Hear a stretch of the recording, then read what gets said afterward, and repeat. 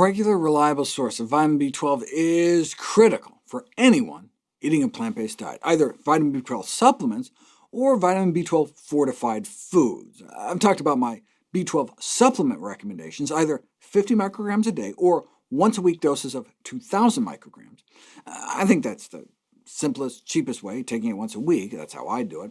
But if you don't want to take supplements, you'd have to rely on B12 fortified foods, in which case you'd have to eat 3 separate servings of B12 fortified foods, each ideally containing at least 190% of the so-called daily value on the product's nutrition facts label. How does that make any sense? Well, and what's the term daily value even mean? The term daily value is used to designate both the DRV daily reference values and the RDI reference daily intakes that are based on the recommended daily allowances, all to limit consumer confusion. See, aren't you less confused now? Anyway, the daily value of B12 was set at 6, which was recently changed to 2.4 in 2020, making it all the more confusing. And so 190% of 2.4 is about 4.5. Plug that into the equation I detailed in the last video, and you get about 1.16 absorbed from each serving, times 3 times a day, and poof, there's your 3.5 for the day. OK, so how much nutritional yeast would that be, a commonly B12 fortified food source? It depends on the brand.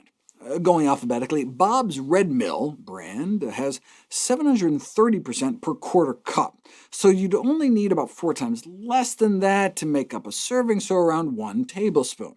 So 1 tablespoon of this brand sprinkled on each meal and your B12 will be taken care of. Bragg's says it's even more potent at 563% per tablespoon, so just a teaspoon 3 times a day should suffice. Dr. Furman's brand is explicitly unfortified, so contains 0 B12, so that's an important lesson, right? You can't just assume nutritional yeast has B12. So you find it in the bulk section. You have no idea what it contains unless you actually see the package. Same with the Frontier Co-op brand, 0 B12. Cal brand has 500% of the daily value of B12 per 3 rounded tablespoons, so 1 rounded tablespoon should suffice as one of the servings. Now brand has more, with 2 teaspoons sufficing. Red Star has 333% per 1.5 heaping tablespoons, so a serving would be 1 tablespoon. But note only some of Red Star's nutritional yeast varieties have any B12 at all, so just remember to check the label. And finally, Trader Joe's looks like 1.5 tablespoons could count as 1 serving, so it looks like Bragg's is the most potent currently available.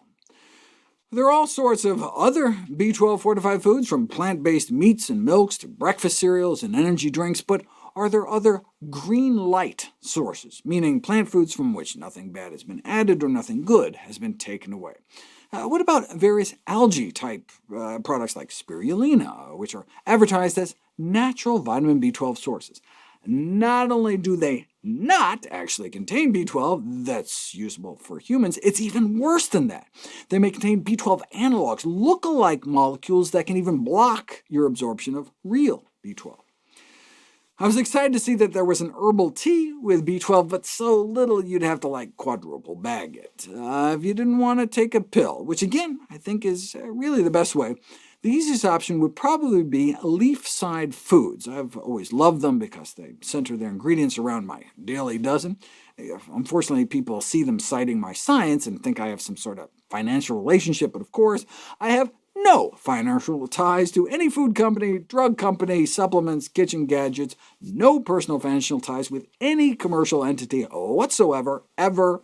I'm happy to voluntarily plug Leafside, though, as their food has kept me from starving on the road on many occasions. They're freeze-dried, so they're light and easy to travel with, and I just use my hotel room coffee maker to make hot water, and poof.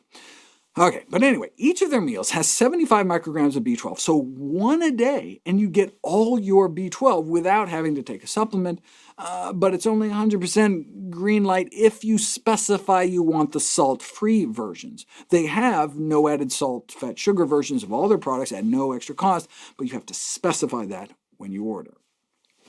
Note you have to throw all these recommendations out the window for anyone over age 65 and go straight to high daily supplement doses, which I'll cover in my next video, as well as my recommendations during pregnancy, breastfeeding, infancy, and childhood.